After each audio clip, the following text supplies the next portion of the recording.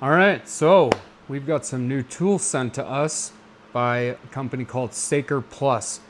I'm going to do a quick review video of this kit they sent me. It is a thread checker kit. Let's get right into it.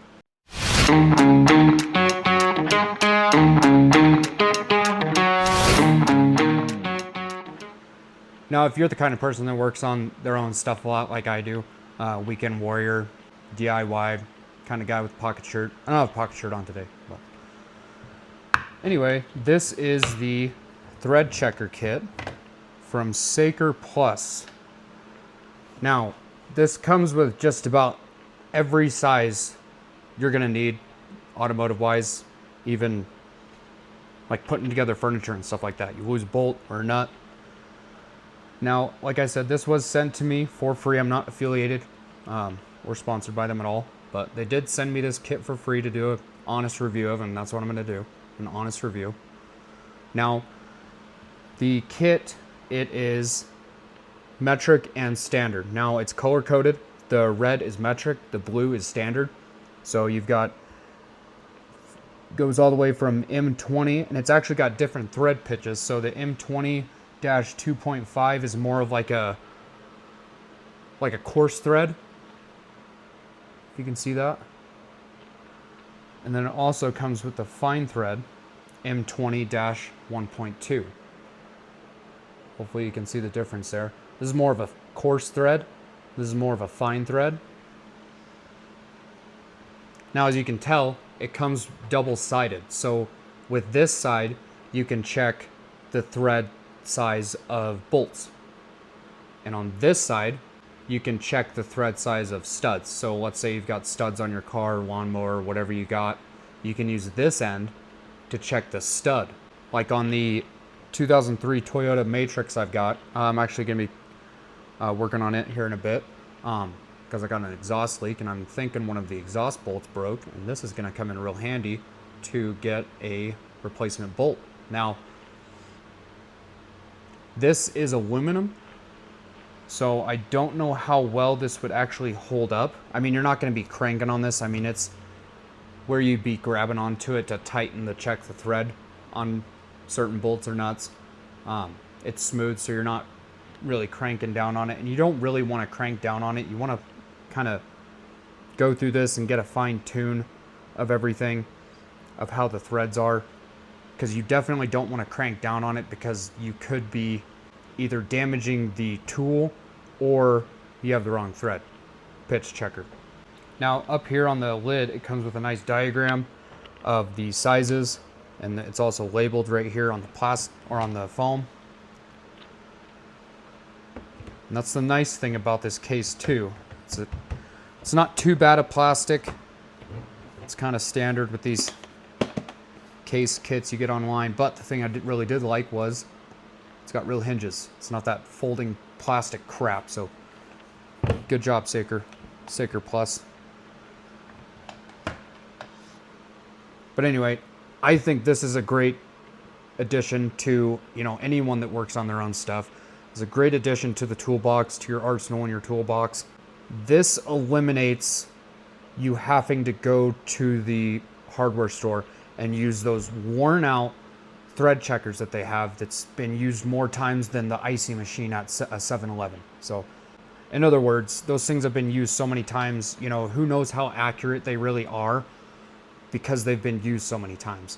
So, and especially when you get people in there that want to crank down on the bolt thinking that they got the right size, but it's just real tight fit when it's actually the wrong size.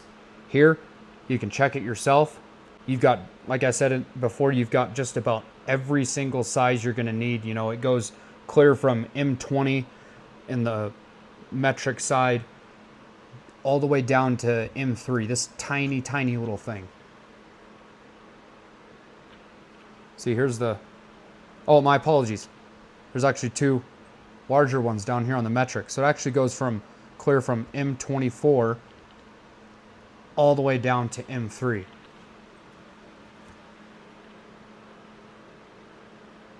So tiny, tiny thing, big boulder nut. I like the case. and the foam it sits in, it actually sits pretty tight. You know, usually you'd be worried about, you know, losing something this small, but as tight a fit as this foam is, insert with these, none of these fall out. Like, you've got to use, I mean, not a whole lot of force, but enough force that it's a peace of mind that knowing that if this thing falls off your bench, these aren't going to go flying everywhere. Now, I want to try something.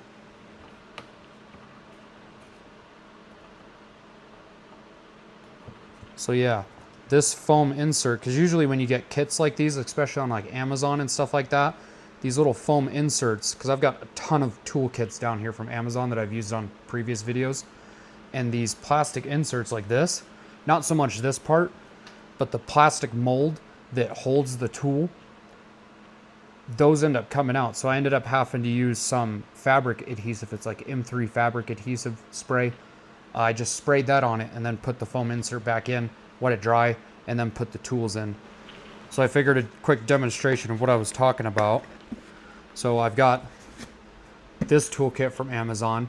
I'm not even gonna try and pronounce the name, but you've got it right there. This is a toolkit for the Jeep, and not even just the Jeep, but any engine with the 3.6 liter V6 Pentastar by Chrysler. Now this is what I was talking about. These foam inserts right here, and these hold the tools, and it's got cutouts for where the tools go. Now both of these foam inserts come out. As soon as I open this lid, this foam insert with all the tools in it will be laying right here, and vice versa. I'd end up opening it up upside down. This foam insert right here with all the tools will be laying on the opposite side. So I took some spray adhesive, sprayed it down, so now the foam stays. Not so much these like you just seen earlier, but at least the foam stays. So I just thought I'd throw that quick bit in there because these things too do tend to, you know, come out. We are gonna test at least one of these up. You're gonna see this thing on my future videos all the time, because if you've watched my previous videos, you know that I lose nuts and bolts all the time. I even have a graveyard of bolts that I forget where they go. So I have a hardware problem. Now we're gonna test this on the Vevor ultrasonic cleaner on this valve right here, because I've been trying to find a threaded fitting with a barbed end to be able to hook back up to this drain valve so I can drain this thing a little easier. Now we don't need to drain it right now, but I just want to find out the thread size of this so I can get a new fitting for it to hook a hose to it to hook to my drain pan whenever we are changing the fluid out in this thing. I've used this thing in previous videos. If you want, check it out. Now we're gonna try this out. Now this is looks pretty fine thread to me, and I'm pretty sure this is made from China, so we're gonna go metric. So now just going off of the metric sizes, so you've got the M24-2.0. So after the dash, whatever number that is, the higher the number, the more threads it has for the pitch. So it's got more threads within a certain measurement. I'm not quite sure the technical term for it, but so you've got M-2.0, M24-3.0. The 3.0, the threads are a lot bigger, as you can see. The 2.0, it's got more threads within a certain measurement. I can't quite remember the technical term for it, like I said, but just thought I'd throw that in there real quick. But we're gonna go M16-1.5. Now that does seem a little sloppy, so I think we're gonna go M16 2.0. We're gonna try more of a coarse thread. That doesn't work, so maybe it is standard. We're gonna go 3/4 inch by 16. And like I was saying earlier, even with the standards, it comes with 3/4 inch by -16, and then 3/4 inch by 10. The 10's more of like a coarse thread. The 16 is more of like a fine thread. So We're gonna go 5/8 by 18. Oh, that seems promising. No, that's still pretty loose. Now this is a pipe fitting, so this might not work for this application. So it is a little sloppy on the M16-1.5, but I think that should work. It's not like there's gonna be a ton of pressure going through this thing, if at all. It's just a drain for the ultrasonic cleaner fluid. Now, I'm gonna test the other end of this with some hardware that I know is for a fact the size, and we're gonna be using the other end of it on a bolt. So what we have here is some 5/16 by 18 lock nut.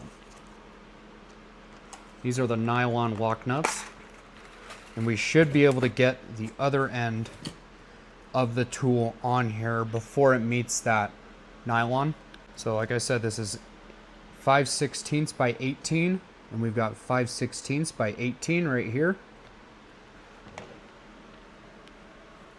So 5/16 by 18, we're gonna check this, see how accurate this thing is. So we've got it. We're gonna take the other end, put it on the nut.